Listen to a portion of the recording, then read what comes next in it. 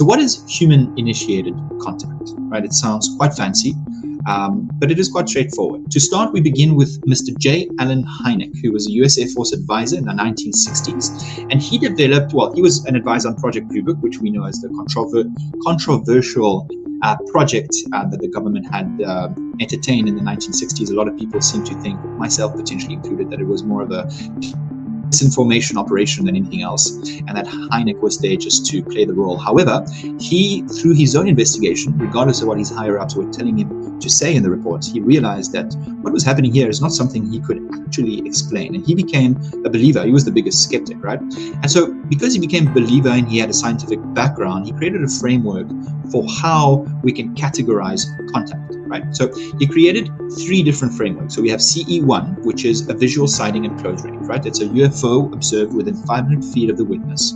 No physical interaction, purely visual. The craft is seen clearly, often with detail, shape, lights, movement. The observer is a passive witness to something that is undeniable, right? That's a CE1.